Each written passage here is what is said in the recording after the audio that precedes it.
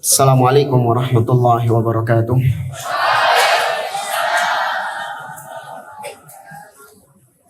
Innal hamdalillah nahmaduhu wa nasta'inuhu wa nastaghfiruh wa na'udzu billahi ta'ala min shururi anfusina wa min sayyiati a'malina.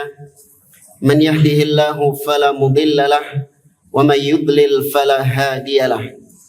Wa asyhadu an la ilaha illallah wahdahu la syarika lahu wa asyhadu anna Muhammadan abduhu wa rasuluh. Ya ayyuhalladzina amanu taqullaha haqqa tuqatih wa la tamutunna illa wa antum muslimun.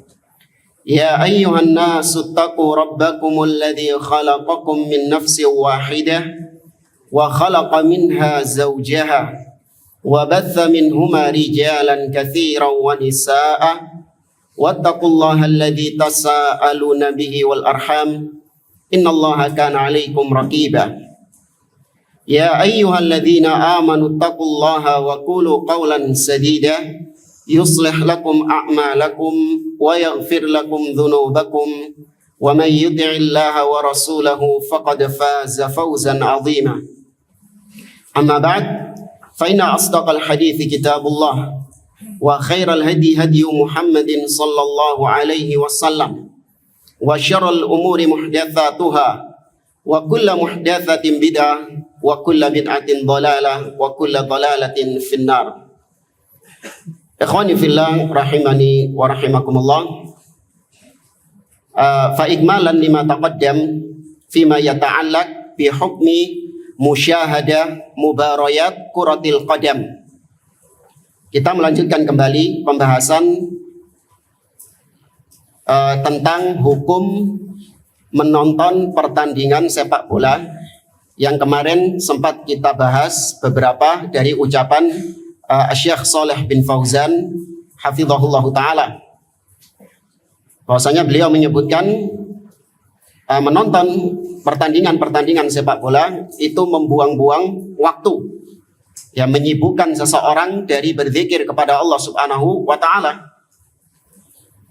Ya, dan juga kemarin kita sampaikan dari apa yang ditulis oleh Syekh Masyhur bin Hasan Al-Salman tentang ulama membolehkan untuk kita bermain bola hanya dalam rangka untuk olahraga saja, untuk melatih fisik, untuk mendapatkan kebugaran, kesehatan. Ya, tidak untuk hal-hal yang lain, apalagi di situ ada perkara-perkara yang mungkar. Ya, seperti membuka aurat, kemudian munculnya kelompok-kelompok ya fanatik terhadap klub-klub tertentu. Ya, ini melampaui batas dari apa yang dibolehkan di dalam syariat. Kita tambahkan dari referensi yang lain tentang kerusakan-kerusakan yang ada pada kuratul qadam, ya, pada pertandingan-pertandingan sepak bola pada umumnya. Tapi yang pertama adalah berkaitan dengan al-wala wal bara. Ya, di antara mafasid kerusakan sepak bola itu berdampak pada rusaknya al-wala wal bara, yaitu seorang muslim seharusnya dia cinta dan benci karena Allah, namun orang yang fanatik atau orang yang nonton sepak bola itu nanti akan muncul wala wal baroknya bukan kepada Allah, tapi wala wal baroknya kepada tim sepak bolanya. Ya, kemarin kita contohkan, ya nggak usah jauh-jauh di luar negeri lah, di negeri kita saja antara tim apa dan apa, tim hijau dan tim biru. Ya, wala wal baroknya di atas hijau dan benci kepada yang biru, demikian juga sebaliknya. Ini nggak benar di dalam Islam. Seharusnya dia mencintai seseorang karena keislamannya, karena keimanannya, karena ketakwaannya. Ya, dan harusnya dia membenci seseorang karena kekufurannya, kesyirikannya, kebid'ahannya, kemaksiatannya, bukan karena hal-hal tersebut. Ya, kita ringkas saja. Kemudian kerusakan yang kedua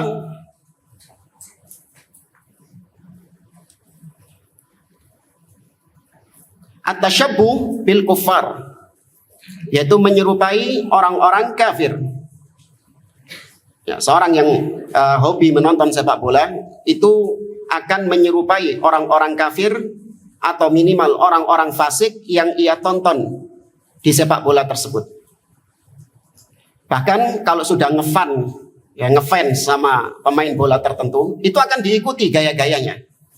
Awalnya cuma beli jersey-nya saja, tapi nanti lama-kelamaan dia akan meniru tindak tanduk dari pemain bola favoritnya itu. Ya, pernah kita lihat ya, anak kecil itu, ya masih anak-anak lah, dia itu nggak tahu ngefans sama pemain siapa gitu, diikuti sampai potongan rambutnya sama. Jadi nggak tahu ada potongan rambut yang waktu itu ada yang melungker gini, ya ada yang melungker gitu. Terus dia kalau sudah main bola di kampung itu pakai jersey-nya itu, wah itu udah ngerasa kayak pemain idolanya itu, gaya-gaya goceknya itu apa. Ya. Sampai pada kemudian hari kita lihat tangannya itu dicoret-coret pakai spidol karena pemain idolanya itu tatoan. Pakai spidol dicoret-coret. Hanya kita bilang, kon niku elek potongan model ngono itu. Elek kon gak cocok. Apa jawaban dia? Gak popo, yang penting kayak fulan. Ini kalau kita katakan mahabbah hakikiyah, cintanya itu benar, tulus. Karena orang yang mencintai, dia akan apa konsekuensinya? Ittiba, mengikuti. Maka saya lihat ini cintanya tulus orang ini. Dalam hati saya bilang, dia belani elek ya supaya mirip sama pemain idolanya. Ini cintanya tulus ini. Nggak peduli dia urusan orang bilang dia elek, dia nggak cocok, nggak pantas. Nggak apa-apa. Yang penting saya meniru fulan seperti fulan idola saya. Tapi ini mahabbah yang keliru. Ya, coba kalau dia berikan kecintaannya kepada Rasul Shallallahu Alaihi Wasallam, kepada para sahabat, maka konsekuensinya dia akan ittiba. Itu konsekuensi dari orang yang mencintai. Kemudian yang ke berapa? Sama yang kemarin itu banyak kemarin itu. Ya sudahlah, pokoknya antum yang ngurutkan saja. Kemudian yang berikutnya, ihya'u da'wal jahiliyah wal asabiyatil qaumiyah.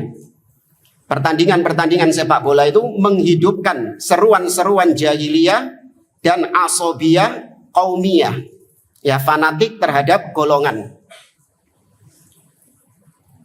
Ini yang diperangi oleh Islam, di mana dahulu para sahabat mereka fanatik terhadap suku mereka, fanatik terhadap golongan mereka. Kemudian datang Islam menghapuskan itu semuanya. Ya, tidak ada la fadla li arabiyyin wala ajamin, tidak ada kemuliaan orang Arab atas orang ajam illa bittaqwa, kecuali dengan ketakwaan kepada Allah Subhanahu wa taala. Tapi kalau pertandingan-pertandingan bola, ya orang-orang yang gila sama bola, ya itu nggak melihat hal-hal demikian. Ya, dia akan fanatik terhadap kaumnya. Kekeliruan, kesalahan apapun yang dilakukan oleh tim sepak bolanya akan dia bela mati-matian. Kebenaran yang datang dari selain tim sepak bolanya pasti dia akan tolak. Ya. Kemudian yang berikutnya, al-qital wasibabu bainal muslimin. Pertandingan-pertandingan sepak bola itu akan memunculkan pembunuhan, peperangan, tawuran, dan juga celaan-celaan kepada sesama muslim. Ya, saling mencela, saling menghina. Ya, bahkan bisa sampai pada titik tawuran.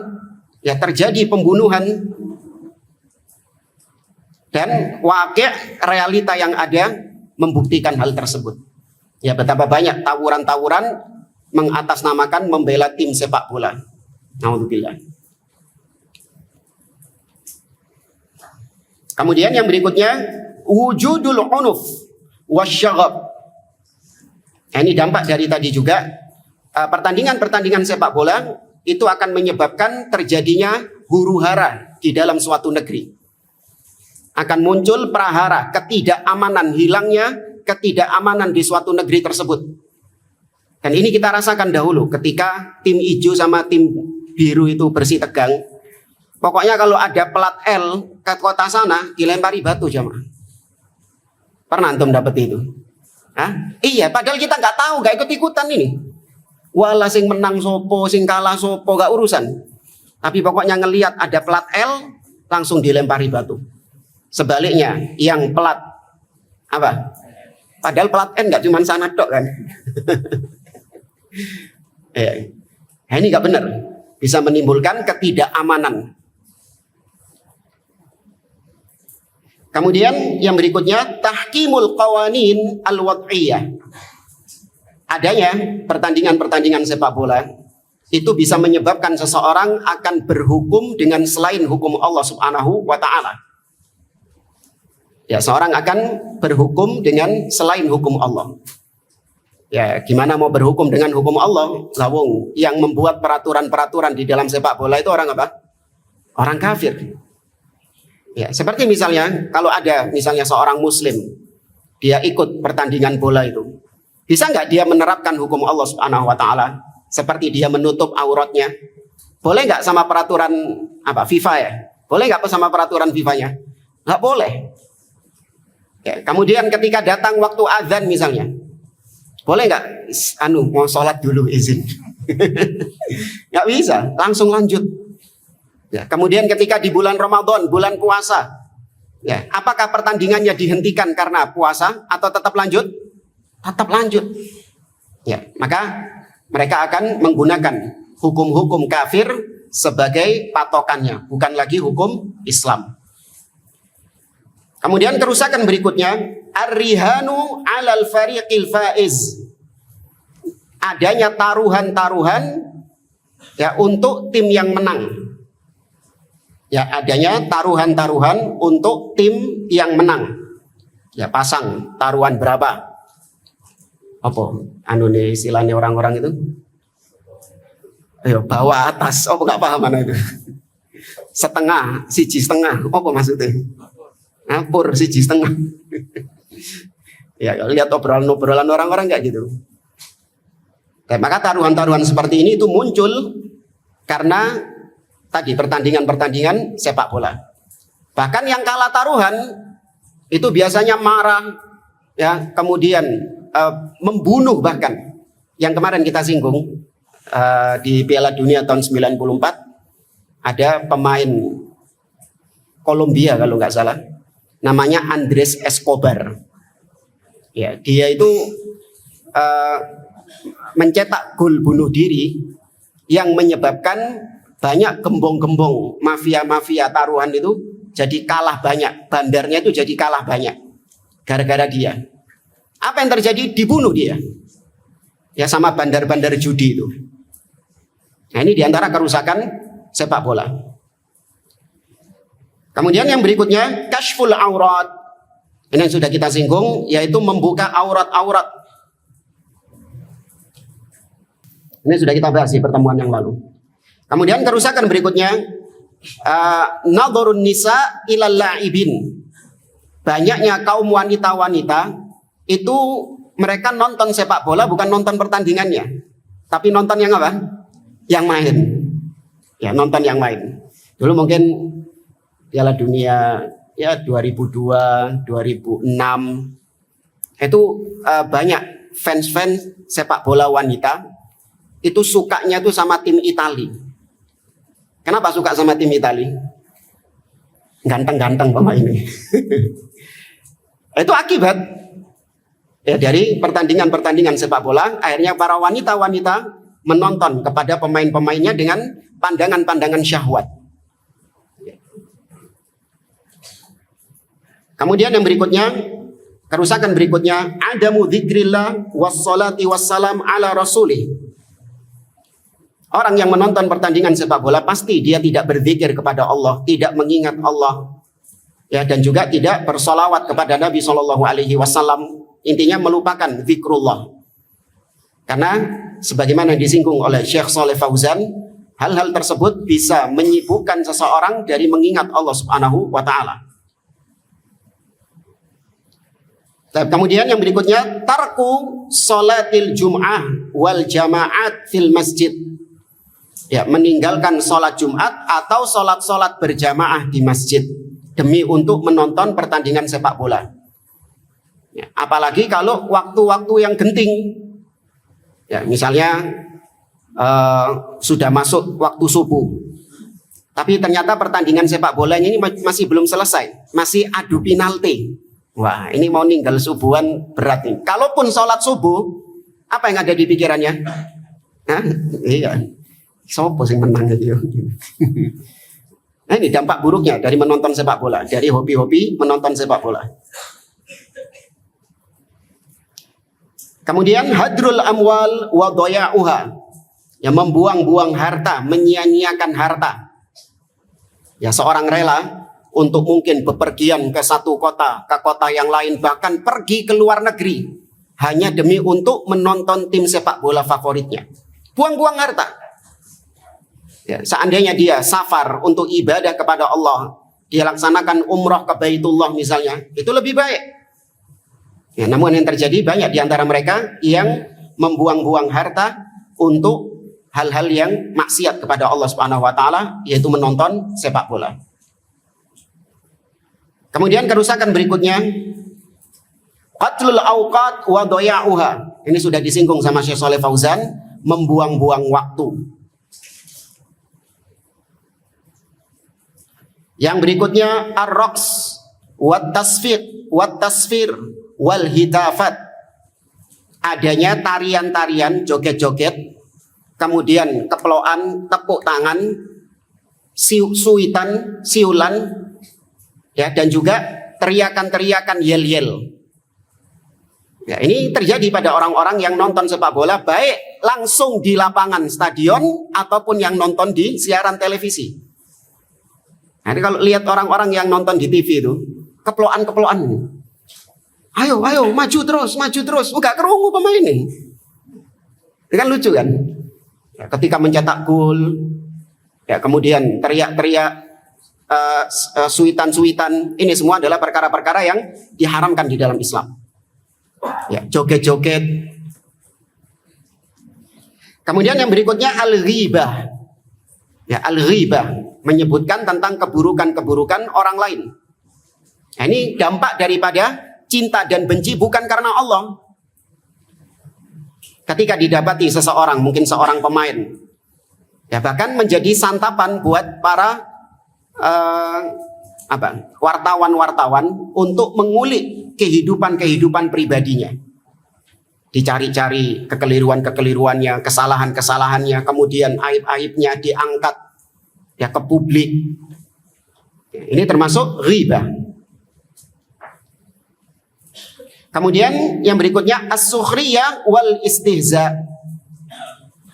Ya, memperolok, ya, orang-orang muslim. Ya, kemarin kita singgung itu, orang yang kalau sudah nonton bola itu, terkadang pemainnya itu kalau nggak sesuai dengan keinginan dia, digoblok-goblok. Ya, waduh goblok, umpan kuno loh saja nih. Ngapain kok langsung ditendang itu? Padahal dia sendiri kalau suruh main nggak bisa. Ini hikmahnya jamaah. Terkadang kita itu pandangannya berbeda dengan pandangan pemain yang langsung main di lapangan. Pemain yang langsung main di lapangan berbeda dengan kita yang melihat dari televisi. Kalau kita ngelihat dari televisi, kita ngelihat semua pergerakan musuh. Tapi kalau yang bermain langsung di lapangan, itu dia nggak bisa melihat semuanya, nggak bisa melihat sekelilingnya. Ya. Maka demikian juga kebijakan-kebijakan penguasa itu berdasarkan penglihatan pemimpin. Kita nggak melihat penglihatan seperti melihatnya pemimpin. Kita melihat dengan pandangan yang sempit. Wah, kenapa ini pemimpin kok punya kebijakan seperti ini? Kenapa pemimpin kok menaikkan harga ini? Iya, itu dari pandanganmu. Pemimpin melihat dengan pandangan yang lebih luas. Ibarat kalau pemimpin ini ada di gedung yang tinggi sehingga dia melihat semuanya, sedangkan antum berada di lantai 1. Siapa yang pandangannya lebih luas? Pemimpin yang ada di atas. Ya, maka ini hikmah yang bisa kita ambil ketika kita lihat pemain sepak bola, ketika kita lihat penonton yang sedang menonton pertandingan sepak bola itu membodoh-bodohkan pemain yang di lapangan. maka ketahuilah bahwa pandanganmu berbeda dengan pandangan pemain tersebut. Ya. Maka ini jatuh dalam istihza, ya, mencela kaum muslimin. Kemudian yang berikutnya adzannus su', ya, memunculkan dugaan-dugaan yang buruk. Ya, dugaan-dugaan yang buruk tanpa dasar, menduga-duga. Atau yang dikenal dengan istilah prediksi-prediksi. Bahkan bisa sampai pada kesyirikan. Ini kalau mau ditambahkan lagi, syirik kepada Allah Subhanahu wa taala. Kalau nggak salah tahun 2010, ya 2010-an kalau nggak salah, itu ada gurita, ya, ada gurita yang dijadikan andalan sama orang-orang untuk memprediksi pertandingan sepak bola. Jadi guritanya itu taruh di akuarium. Akuariumnya itu ada 2 bendera negara yang akan bertanding. Ya, misalnya Jerman sama Prancis gitu. Nah, nanti guritanya dimasukkan akuarium itu. Nah, nanti guritanya milih yang mana? Kalau dia milih di bendera, apa tadi Ana ngomong? Jerman Prancis. Kalau guritanya milih di Jerman, ini berarti nanti malam yang menang Jerman ini. Dan kebanyakannya betul. Kebanyakannya betul. Makanya benar-benar ditunggu-tunggu ini prediksinya. Ketika keluar prediksinya si gurita ini, orang-orang baru banyak berani memasang taruhan terhadap tim tersebut. Tapi ini kasus yang pertama. Kasus yang kedua, ada prediksi. Kalau tadi prediksi berdasarkan gurita, Jerman yang menang. Kasus yang kedua, yaitu seorang pengamat sepak bola. Ya, dia mengamati pertandingan nanti malam antara Jerman dengan Prancis. Dia bilang bahwasanya tim Jerman tidak diperkuat oleh fulan dan fulan yang sedang mengalami cedera. Ya, kemudian juga tim Prancis diperkuat dengan fulan dan fulan yang merupakan pemain top. Ya, maka karena kondisi seperti ini, maka tim Prancis itu nanti malam bisa lebih unggul terhadap tim Jerman. Ya, berdasarkan prediksi pengamat bola tadi. Baik. Apa bedanya 2 prediksi ini? Orang yang pakai prediksinya gurita, apakah sama hukumnya dengan orang yang pakai prediksinya pengamat bola tadi? Sama-sama prediksi kok. Apa yang membedakannya?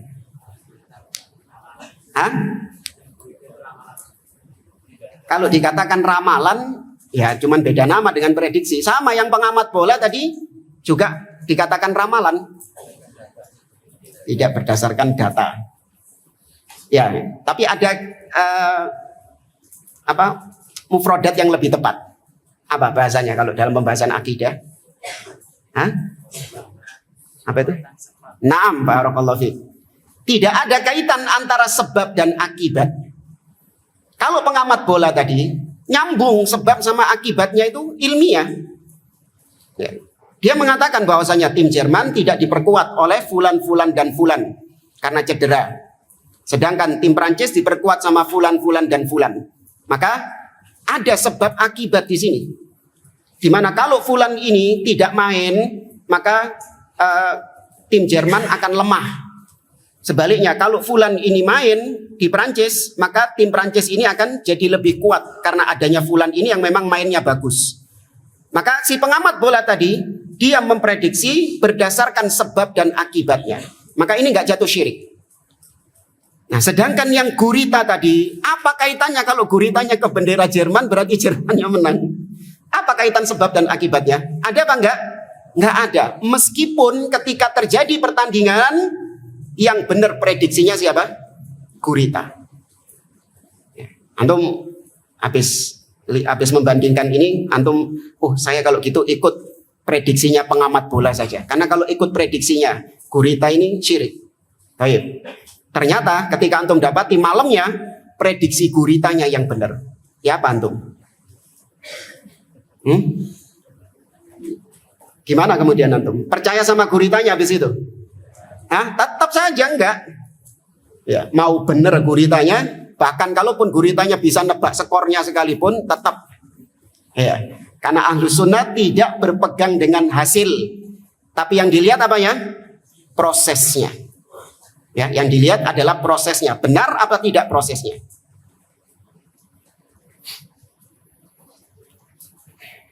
Kemudian yang berikutnya, jadi tadi kasih yang penting-penting saja. At-tanabuzu bil alqab, yaitu melangkopi dengan langkop-langkop yang jelek. Ya, melabeli dengan label-label yang jelek. Ya, terutama pemain-pemain yang dianggap apa ya? Rasis, tahu ya rasis ya? Ya, bahkan ada yang dijuluki sebagai pedes. Iya, jemaah. Iya, sampai dijuluki sampai disebut sebagai monyet karena kulitnya hitam dan yang lainnya. Ya, ini diantara kerusakan-kerusakan sepak bola, adanya rasis. Kemudian yang berikutnya at-tahawun bit taswir, bermudah-mudahan dalam menggambar. Ya, bermudah-mudahan dalam menggambar. Ya, biasanya dibikin gambar, dibentangkan di stadion itu gambar siapa gitu pemainnya yang top dengan melukis. Ya, dilukis gambar-gambar tersebut. Atau bisa juga simbol-simbol kekufuran. Ya, bermudah-mudahan dalam memakai simbol-simbol kekufuran. Kita tahu logo-logo tim sepak bola, terutama sepak bola kafir itu ada simbol-simbol kekufuran di dalamnya. Ya, terutama salib. Ya, bahkan ada yang terang-terangan salib besar. Ya, kamu kalau tahu jersey-nya Inter Milan tahun berapa itu? 2000? Saya lupa. Pokoknya ada dipakai oleh sebagian orang itu. Warna putih, terus salibnya itu merah. Jelas itu. Ya, salibnya itu merah dari atas ke bawah, kemudian menyamping. Ya, bukan logo loh ya. Memang di pakaiannya. Dan itu dipakai oleh kaum muslimin. Dengan alasan, oh enggak, saya enggak ikut agamanya kok. Ya, saya cuma pakai jersey-nya saja. Samirawon. Ya, sama saja. Berarti kau ada keridhaan terhadap agama tersebut.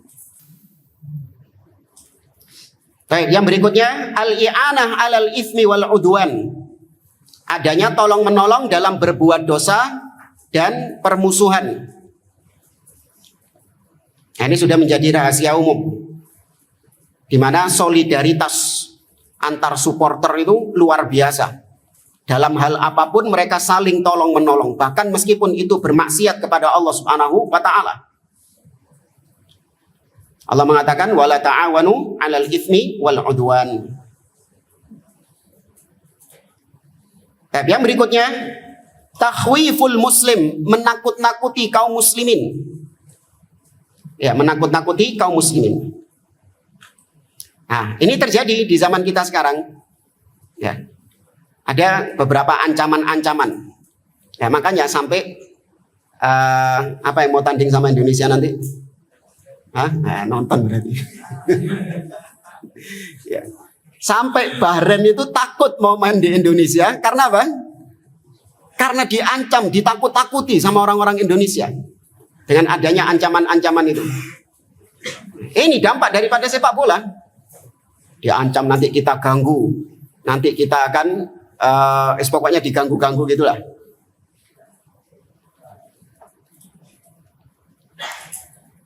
Kemudian yang berikutnya al-mubalagha fil itra was sana.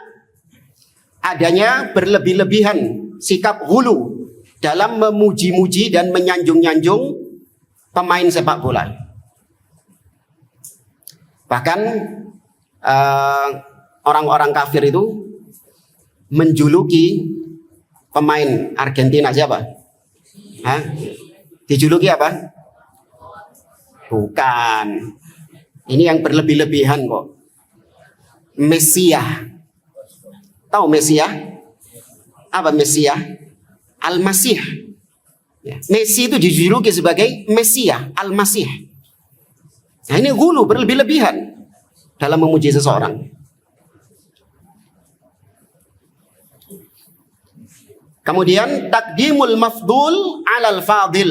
Kerusakan berikutnya adalah mendahulukan yang tidak lebih baik daripada yang lebih baik. Ya, kalau dalam ibadah saja, mana yang lebih didahulukan? Sunnah atau yang wajib? Yang wajib.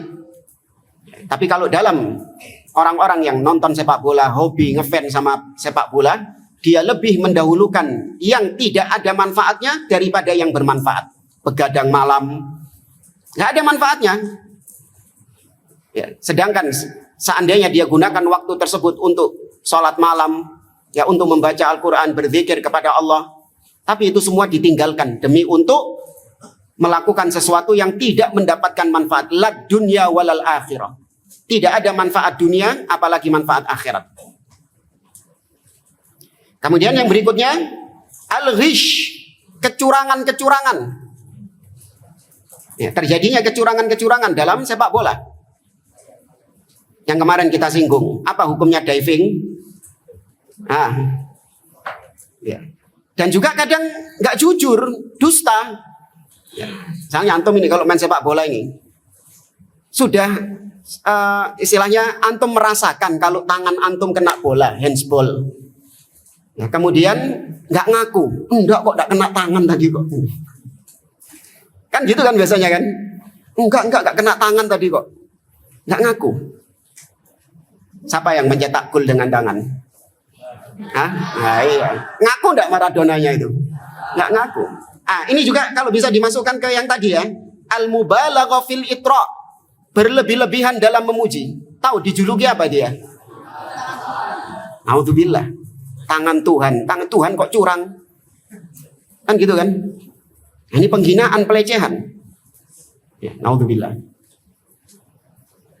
Belum lagi kecurangan-kecurangan dalam masalah pertandingan, diatur skornya, wasitnya mungkin dibayar berapa, ya kemudian pemain-pemainnya dikasih obat yang biar kuat itu. Ya, intinya banyak terjadi kecurangan-kecurangan tersebut.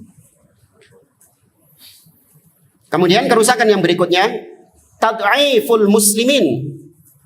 Ya, pertontonan sepak bola ini itu adalah upaya orang-orang kafir untuk melemahkan kaum muslimin.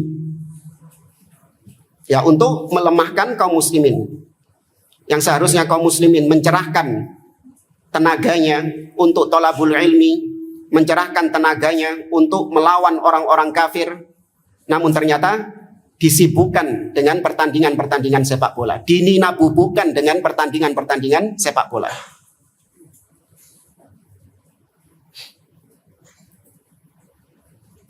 Kemudian yang berikutnya, safarul muslim ila biladil kufri duna udhrin. Kerusakan berikutnya adalah seorang muslim akan bersafar ke negeri-negeri kafir tanpa ada udhur yang syar'i. Ya, apa hukumnya pergi ke negeri kafir? Secara asal hukumnya haram, kecuali ada keperluan yang syar'i, seperti untuk berobat, ya, atau untuk belajar suatu ilmu yang dibutuhkan di negeri kaum muslimin, yang tidak ada ilmu seperti itu dipelajari di negeri kaum muslimin, mungkin ilmu kedokteran dan yang lainnya. Tapi kalau cuma buat nonton bola, apa hukumnya? Haram, nggak boleh ke negeri-negeri kafir. Ya.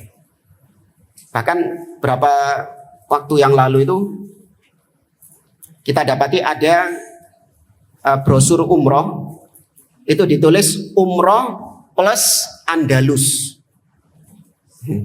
Aman Andalus itu? Spanyol. Mau kemana ke Andalus ini? Ternyata ke stadionnya Real Madrid, stadionnya Barcelona. Sorry jemaah. Jadi diajak tur-tur ke tempat-tempat seperti itu. Ini Andalus. Sudah lama Andalus itu sudah. Sekarang ini dikuasai oleh orang-orang kafir. Ngapain ke sana? Ya. Sebaliknya, kerusakan berikutnya, dukhulul kufar biladal muslimin. Ya, sebaliknya, masuknya orang-orang kafir ke negeri-negeri kaum muslimin. Ya, seperti yang terjadi di Qatar kemarin. Ya, atau siapa tuan rumahnya tahun 2030. Kok 34 sih?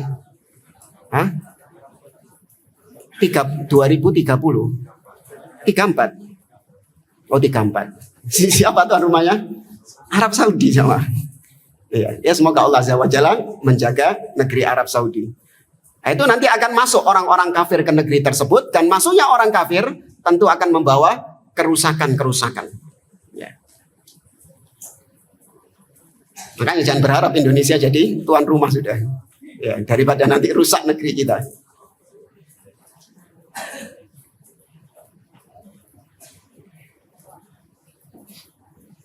Baik, anak kira itu saja. Yang lain-lain insya Allah nggak seberapa urgent lah. Baik, kita lanjutkan al-ajwibah al-mufidah. Al-an wasalna ila as-su'al as-sabi' wal arba'in. Qala as-sa'il, seorang penanya berkata, hal yatawaqqaf ala sihhatil manhaj jannatun aw nar? Apakah kesohihan manhaj seseorang, kebenaran manhaj seseorang, manhajnya benar atau tidak, itu mempengaruhi posisinya di surga dan di neraka? Ya, masa sih gara-gara manhaj saja, salah manhaj bisa masuk neraka? Emang kalau manhajnya benar bisa masuk surga? Ada dampaknya enggak sih manhaj ini sama surga dan neraka? Paham? Faham toh mamla? Nah, fal jawab na'am, kata Syekh. Iya. Ya, jangan dianggap manhaj ini nggak ada pengaruhnya terhadap surga dan neraka. Al manhaju idza kana sahihan sara sahibuhu min ahlil jannah. Manhaj apabila itu sahih berdasarkan manhaj para salafus soleh, maka orangnya itu menjadi penghuni surga. Tapi ini hukum secara apa? Umum. Ini hukum secara umum. Nanti akan kita jelaskan kegagal pahaman orang-orang di luar sana ahli bid'ah. Kita ketika mengatakan seperti ini dituduh sebagai orang yang mengkapling surga. Ya, sedangkan yang di luar manhaj salaf itu dituduh pasti di neraka, sudah dicap, divonis, distempel sebagai penghuni neraka. Ini nanti akan kita bantah. Fa idza kana ala manhajir Rasul sallallahu alaihi wasallam wa manhajis salafis salih yasiru min ahlil jannah. Apabila orang tersebut berada di atas manhaj, metode beragamanya Rasul sallallahu alaihi wasallam, berada di atas akidahnya Rasul, wa manhajis salafis salih, berada di atas manhaj, metodenya, akidahnya para salafus salih, maka dia akan menjadi termasuk di antara penghuni surga. Ya, nas'alullah min fadlih, semoga kita semua termasuk di antara yang disebutkan oleh penulis di sini. Biidznillah, dengan izin Allah Subhanahu wa taala. Wa idza sara ala manhajid dhullal fa huwa mutawa'adun binnar. Tapi kalau dia berada di atas manhaj, metode beragama yang sesat, yang menyimpang, maka dia terancam dengan neraka. Ya, dia terancam dengan neraka. Fasihatul manhaj min adamiha yatarattab 'alaiha jannatun aw nar. Maka kesahihan manhaj seseorang, ya benar atau tidaknya manhaj seseorang itu sangat menentukan surga dan neraka. Nah, di sini ada catatan kaki.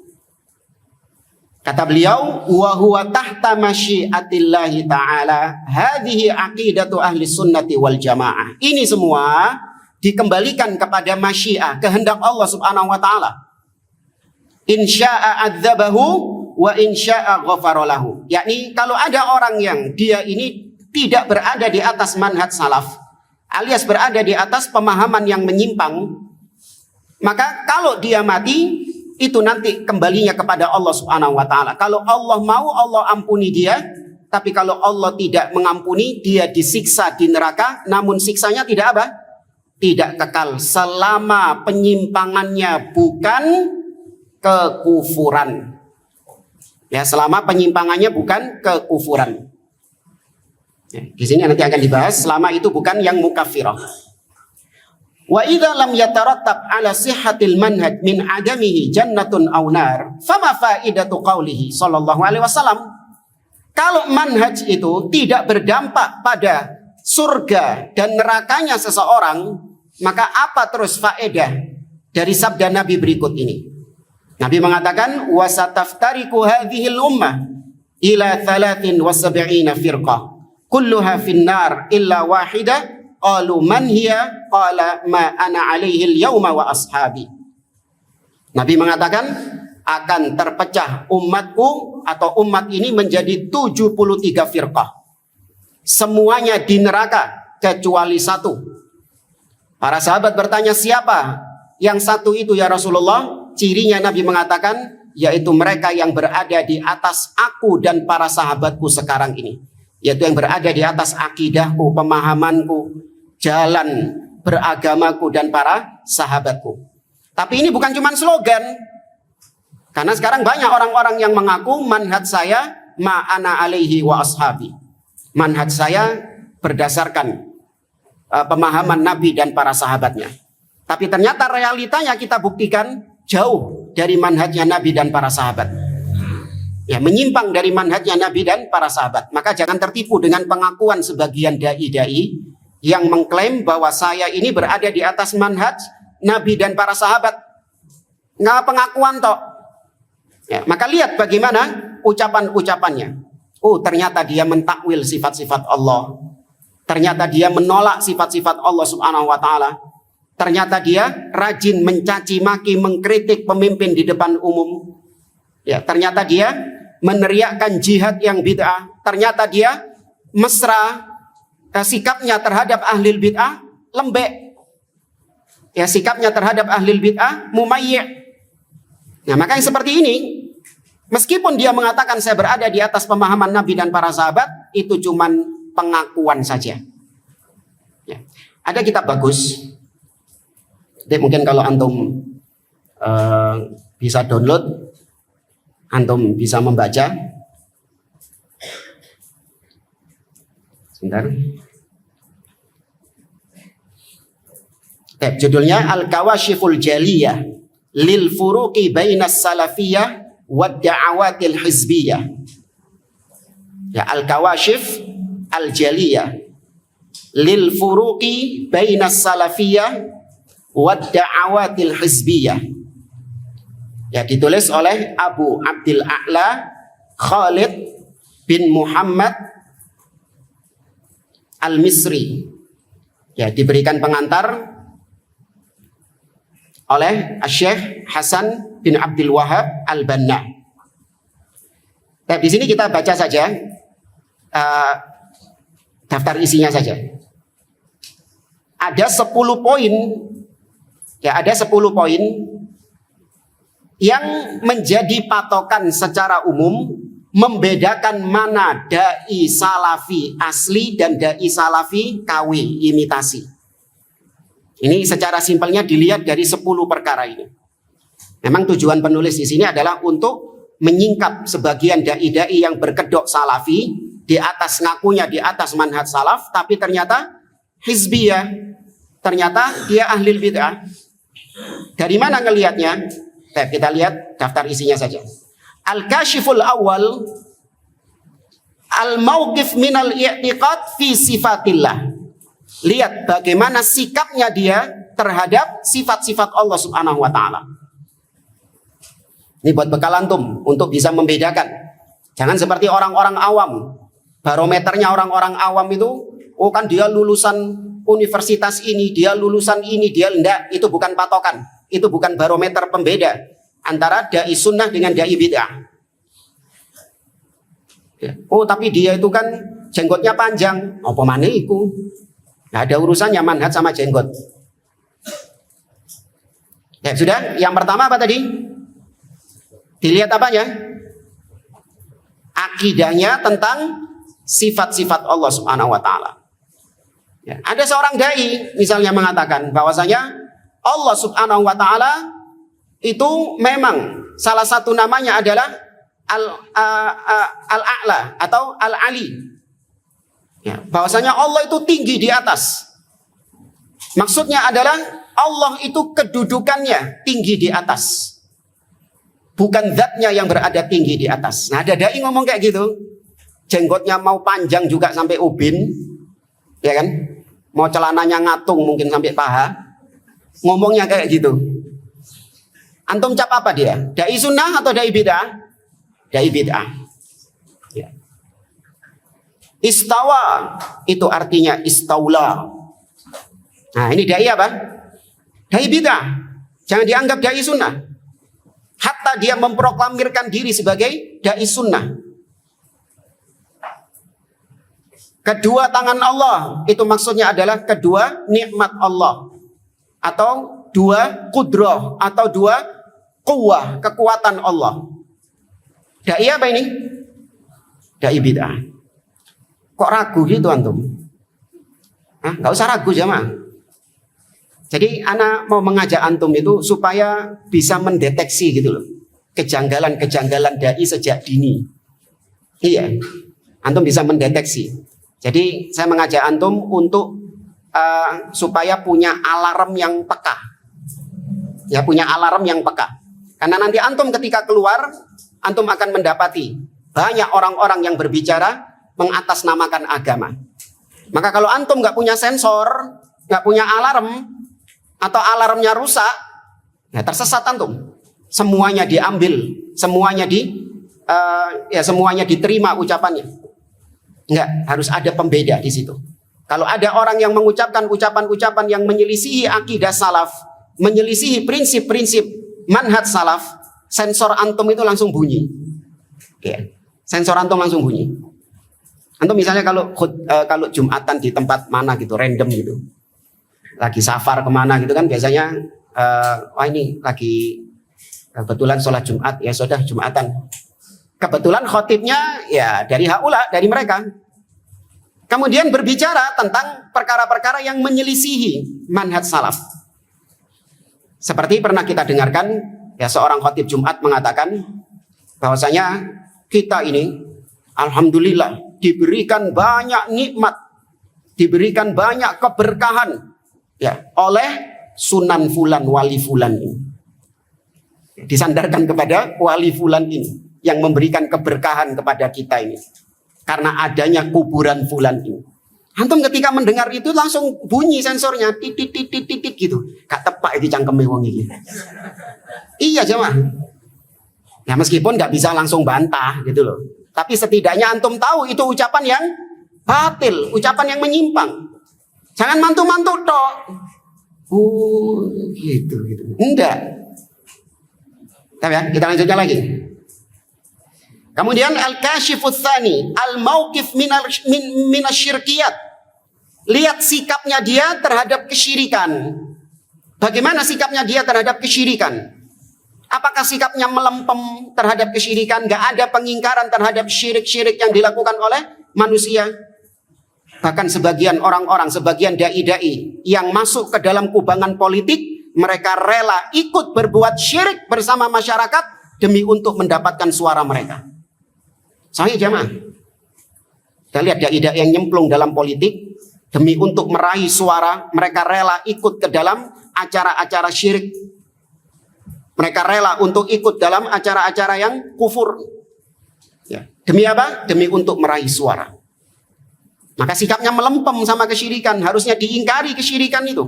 Harusnya barok, berlepas diri dari kesyirikan.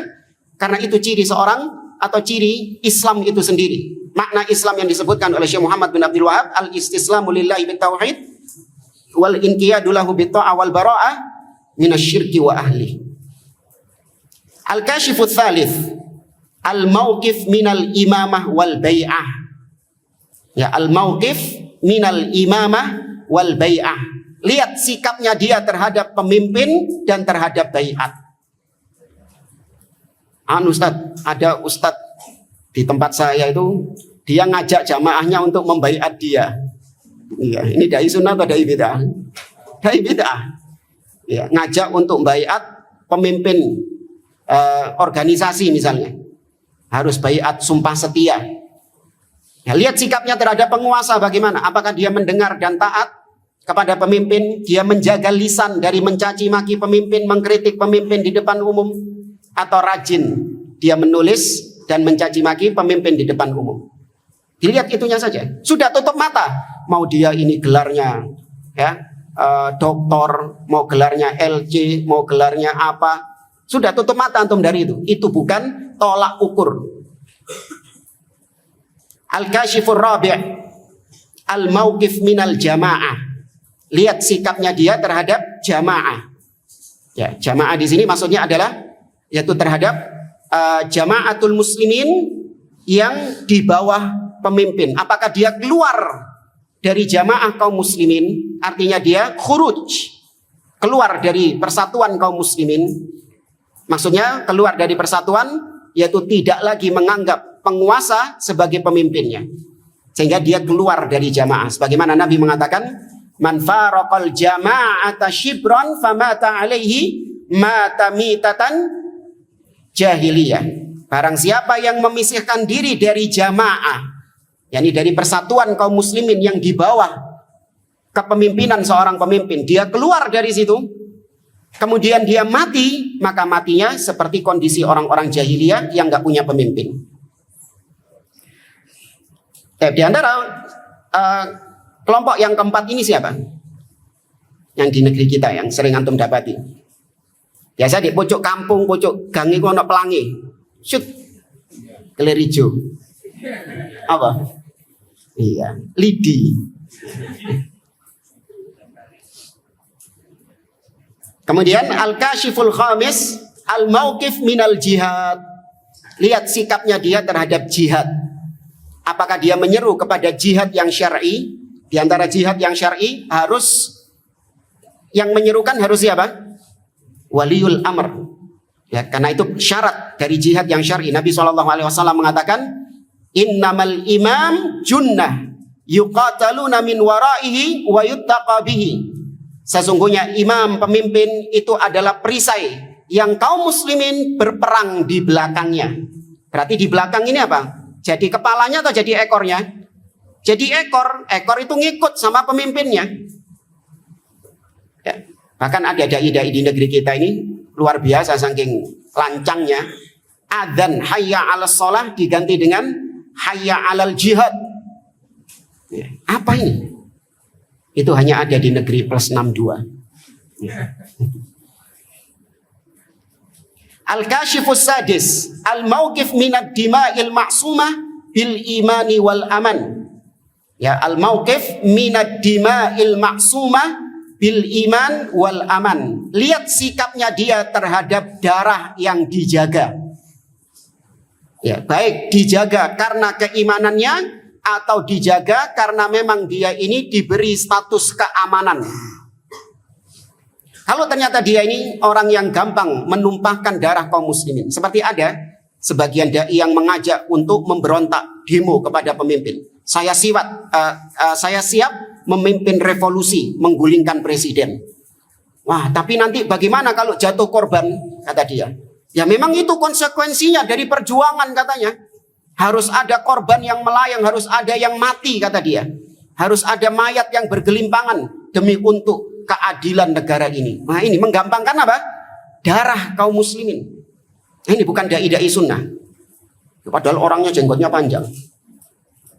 Ya. Atau dia gampang membunuh orang-orang kafir yang tidak boleh untuk dibunuh. Yaitu kafir mu'ahad atau kafir zimmi atau kafir mustakman. Ya, Nabi mengatakan man qatala mu'ahadan lam yaruh raihatal jannah. Barang siapa yang membunuh orang kafir yang punya perjanjian damai dengan kaum muslimin, barang siapa yang membunuhnya, maka dia tidak akan mencium bau surga. Tapi ada sebagian dai-dai yang terpapar pemikiran teroris mengatakan, ya tumpahkan semua darah kaum muslimin, semua darah orang-orang kafir. Karena tidak ada kafir kecuali kafir harbi, kata dia. Ya, tidak ada jenis kafir kecuali kafir harbi. Makanya yang ngebom di Indonesia itu, mereka menganggap bahwasanya turis-turis asing itu kafir harbi semuanya. Padahal mereka kafir harbi enggak? Ini tidak. Mereka masuk ke negeri kita diberi jaminan keamanan oleh penguasa. Diberi jaminan lewat visa itu. Ya, maka nggak boleh ditumpahkan darahnya. Kemudian yang ketujuh, al-kashifus sabi' al-mauqif minal ulama wa man humul ulama. Lihat sikapnya dia terhadap ulama. Ya, kalau dia ngelama, ngelancangi ulama, ya, maka dia bukan dai sunnah. Atau lihat ulamanya siapa. Orang itu bisa dilihat ketika dia ceramah. Qala Sayyid Qutb misalnya. Nah ini sudah ini. Sensor antum bunyi itu. Ya, Qala Yusuf Al-Qardawi. Ya, kalau sudah rujukan-rujukannya orang-orang seperti itu, pastikan dia bukan dai sunnah. Kan yang disebut sama dia adalah ru'us ahlil bid'ah. Kepala-kepala gembong-gembongnya ahlil bid'ah. Ya, lihat siapa ulama-ulamanya. Tapi jangan tertipu juga dengan yang mengatasnamakan qala Syekh Muhammad bin Abdul Wahhab, qala Syekh Muhammad bin Shalih Al-Utsaimin. Jangan tertipu juga. Ada yang dompleng nama ulama-ulama itu. Padahal akidahnya jauh dari ulama-ulama tersebut. Bahkan ngaku muridnya Syekh Utsaimin, tapi jauh akidahnya dari Syekh Utsaimin.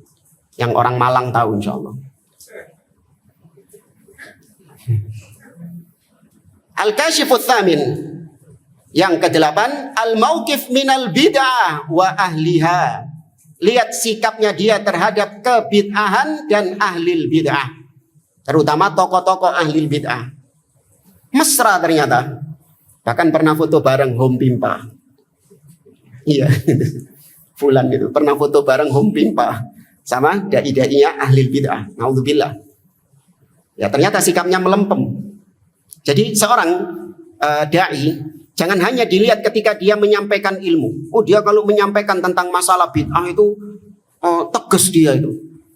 Ya, dia tegas ketika menyampaikan masalah bid'ah. Iya, prakteknya bagaimana coba? Ternyata dia mesra dengan ahlil bid'ah, memuji-muji ahlil bid'ah.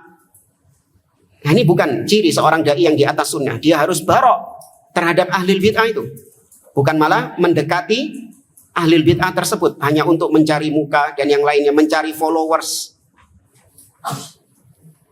Kemudian al-kashifut tasya' al-mauqif minat takfir. Nah, ini juga pembeda. Lihat sikapnya dia terhadap vonis kafir.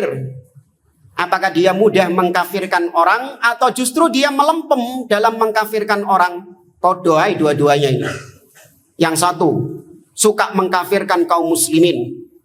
Ya, dengan hal-hal yang bukan perkara-perkara yang seorang dikafirkan darinya. Artinya mengkafirkan secara serampangan. Tanpa melihat syarat-syarat dan penghalang-penghalangnya. Di sisi yang satunya, nggak mau mengkafirkan sama sekali. Bahkan Yahudi dan Nasrani nggak boleh dikafirkan kata dia. Nah, ini lihat sikapnya terhadap takfir. Dan yang terakhir, al-mauqif min aqidatil wala wal bara'. Lihat sikapnya dia terhadap al-wala wal bara'. Nah, ini terutama di akhir-akhir tahun seperti ini nampak dai-dai yang nggak punya sikap wala wal bara' terhadap orang-orang kafir. Artinya apa dia? Membolehkan mengucapkan selamat atas hari raya orang-orang kafir. Dengan mengatakan boleh mengucapkan selamat atas hari raya orang kafir selama akidah kita tidak ikut-ikutan mereka. Hanya basa-basi saja. Ada diucapkan oleh seorang yang katanya ya profesor ahli tafsir di negeri kita. Selama kita nggak meyakini seperti keyakinan orang-orang Nasrani, ya maka boleh mengucapkan selamat Natal hanya untuk basa-basi mujamalah saja. Nah ini juga kita dapati hikmahnya ini dari bola tadi jamaah. Kalau ada pertandingan bola di mana tim yang satunya bermain curang sehingga dia mendapatkan kemenangan dari kecurangannya itu, maka tim lawannya ini ridho nggak dengan hasil akhir pertandingan tersebut? Nggak ridho kan? Ketika nggak ridho, apakah mungkin tim tersebut mengucapkan selamat atas kemenangan tim lawan? Nggak mungkin jamaah. Ya. Coba kemarin itu apa yang rame itu Indonesia Bahrain itu. Ada orang Indonesia yang mengucapkan selamat. Kenapa? Kan cuma basa-basi saja. Karena nggak ridho dengan hasilnya katanya. Nah, ini di luar dari pembahasan bola yang sudah kita bahas ya. Kita di sini mengambil apa ya? Mengambil ibroh logika. Karena mereka-mereka ini ketika dibawakan dalil-dalil tentang haramnya mengucapkan selamat atas perayaan orang-orang kafir dan itu menunjukkan keridhaan kita terhadap agama mereka, mereka mengatakan enggak. Itu dalil-dalil enggak menunjukkan akan hal tersebut. Maka kita pakai logika, sebagaimana mereka juga mendengung-dengungkan logika. Nggak ada orang Indonesia, tim dari Indonesia mengucapkan selamat atas kemenangan tim lawan yang mainnya curang katanya. Ya. Allahu a'lam di mana curangnya nggak tahu. Yang katanya mainnya curang, nggak ridho. Kenapa nggak mau mengucapkan selamat? Karena nggak ridho. Kalau saya mengucapkan selamat berarti saya ridho dengan hasil pertandingan itu, saya terima dengan pertandingan tersebut. Ya, contoh yang lain juga ketika rame-rame pilpres berapa tahun yang lalu. Ketika salah satu paslon tidak terima dengan hasil pemilu, ini diantara kerusakan demokrasi juga. Tapi ya sudah, itu di luar pembahasan kita. Ini kita membahas tentang ucapan selamat. Ketika salah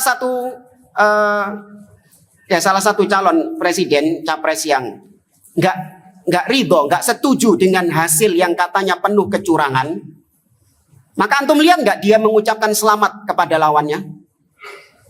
Nggak ada, dia nggak mau mengucapkan selamat. Karena mengucapkan selamat berarti apa? Mengakui.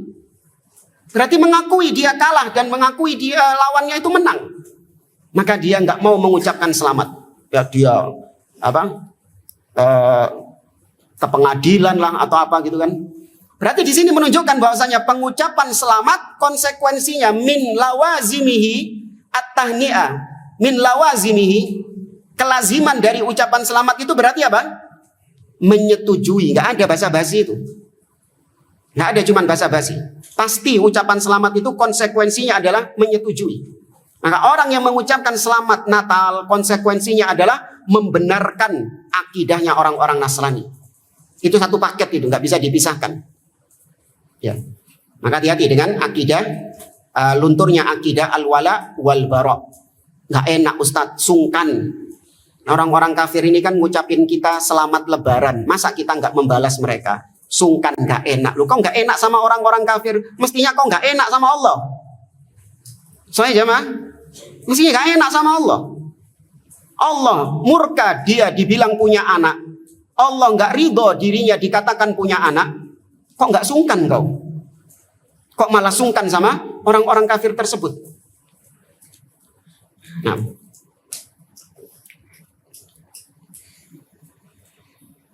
Nah, kita lanjutkan sedikit dari Ajwibah Mufidah.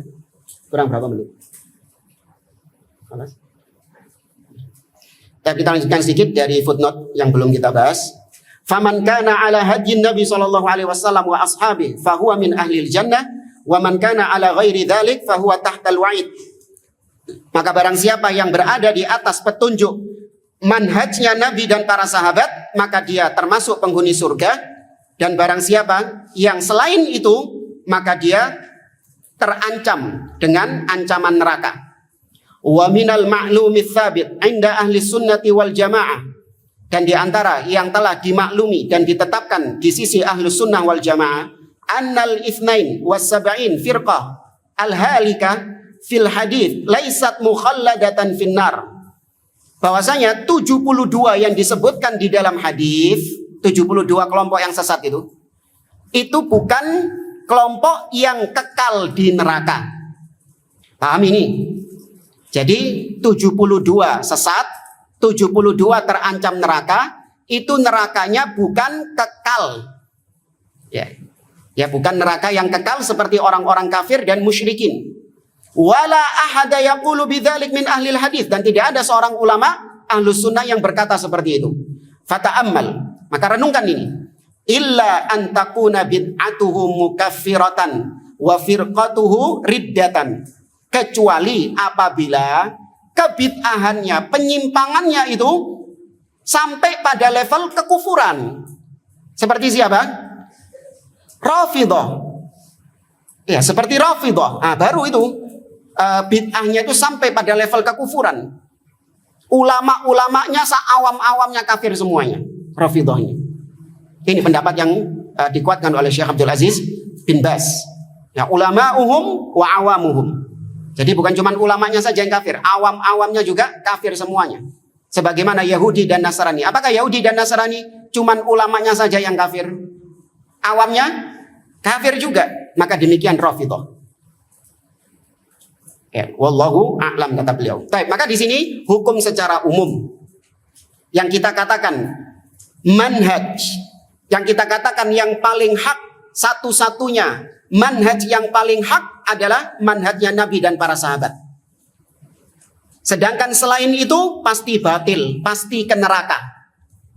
Ini kita bicara jalannya yang pasti. Adapun orang-orangnya, boleh nggak kita pastikan? Nggak boleh. Kita yang berada di atas manhaj salaf, kita ini belum pasti bisa sampai finish jamaah. Belum tentu. Ya, nas'alullah, semoga Allah Subhanahu wa taala menjadikan akhir hidup kita tetap berpegang di atas manhaj salaf ini. Kita terus memohon kepada Allah, tapi nggak boleh kita memantapkan diri pasti kita finish di atas manhaj salaf. Demikian juga yang sekarang ini di atas kebid'ahan. Nggak boleh langsung kita vonis dia pasti di neraka fulan-fulannya ini. Ya, belum tentu, bisa jadi kebalik kondisinya.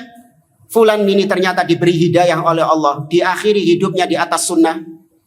Atau kalaupun dia di atas kebid'ahan, bisa jadi Allah Subhanahu wa taala mengampuni bid'ah-bid'ahnya karena dia punya amalan-amalan yang lain, punya kebaikan-kebaikan yang lain. Tahta masyiatillah, di bawah kehendak Allah Subhanahu wa taala.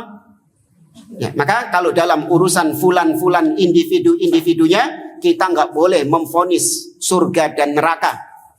Kecuali kalau memang ada dalil khususnya. Abu Bakar fil jannah, Umar fil jannah, iya. Abu Lahab di neraka, iya. Ya, tapi kalau sekarang, ya dalil-dalil umum, boleh kita katakan setiap orang yang selain di atas manhaj salaf, pasti dia terancam dengan neraka. Dan setiap orang yang di atas manhaj salaf, pasti dia masuk surga. Itu kaidah secara apa? Umum. Ya, perlu dibedakan. Oke, kita cukupkan sampai di sini. Wallahu a'lam. Kalau ada yang mau ditanyakan, tafadhol.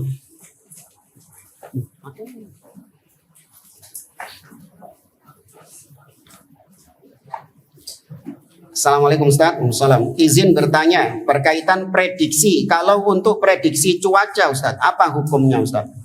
Ya, prediksi cuaca kalau memang berdasarkan hukum sebab akibat, ya seperti orang-orang di BMKG itu, mereka mempelajari kondisi atau menentukan prediksi cuaca itu berdasarkan sebab dan akibat. Dilihat pergerakan awannya, ini sebatas yang Anda tahu ya. Dilihat pergerakan awannya, anginnya, ya, apalagi. Ada ilmunya itu. Dan semuanya berkaitan antara sebab dan akibatnya, ilmiah memang. Makanya seperti ini boleh. Tapi kalau memprediksi cuaca dengan sesuatu yang tidak ada kaitan sebab dan akibatnya, maka ini masuknya syirik. Ya, itu jatuhnya syirik. Ya, misalnya ini, antum apa ya yang terjadi gitu loh. Anak contohnya mungkin nggak terjadi. Misalnya antum sedih, ya kemudian antum nangis. Nah, gara-gara antum nangis itu, antum prediksikan sebentar lagi hujan. Oh, hubungannya? Paham ya jamaah? Tapi ini nggak terjadi sih. Apa yang terjadi biasanya? Dengan apa biasanya? Pawang. Ya, pawang. Nggak ada kaitan sebab dan akibatnya pawang itu. Ya, pakai sujen, dikai bawang, terus dikai lombok, kemudian ada apanya? Ono terasi ini, masak lah. Nggak ada kaitan sebab dan akibat, maka itu hukumnya syirik. Tapi kalau yang diprediksikan BMKG itu boleh, itu pun nggak boleh dipastikan. Ya, nggak boleh dipastikan, hanya prediksi saja. Ya sama kayak antum lihat awan mendung, gelap, antum mengatakan bentar lagi hujan. Ya, bentar lagi hujan. Pasti hujan nggak? Belum tentu juga. Tapi boleh antum memprediksikan. Makanya antum kalau lihat awan sudah gelap, antum pasti ngambil jemuran. Wah, diambil jemurannya, bentar lagi hujan. Ternyata terang lagi. Wallahu a'lam.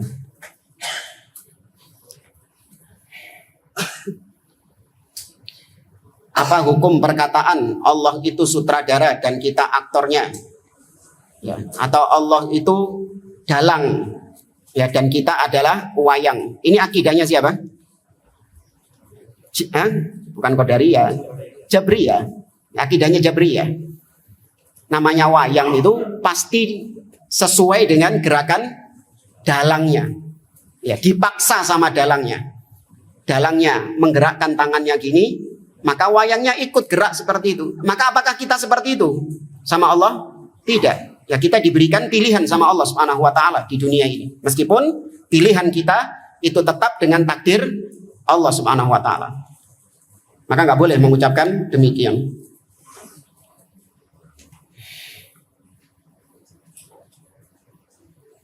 Wah, dengan digulingkan Bashar al-Assad.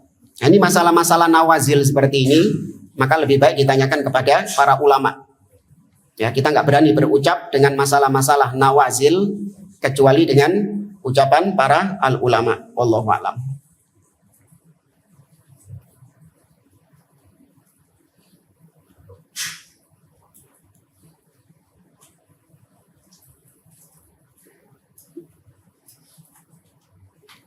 Ya, ini berkaitan dengan pekerjaan menjadi pemain bola.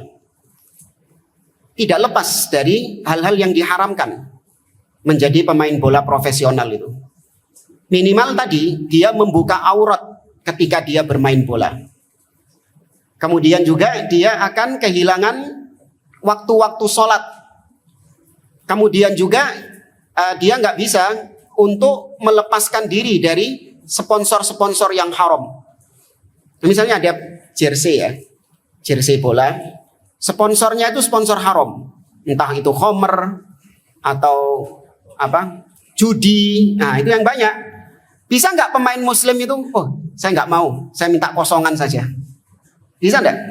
Nggak bisa. Maka pasti dia pakai dan ikut mempromosikannya. Maka pendapatan yang didapatkan itu adalah haram. Ya. Kenapa? Dia mau jadi pemain bola? Sudah, bola buat olahraga saja jamaah. Ya. Cari profesi-profesi yang lain. Antum jangan lihat, wah karena gajinya besar ini. Resikonya besar juga. Bisa sampai cacat lah. Ya, wallahu a'lam.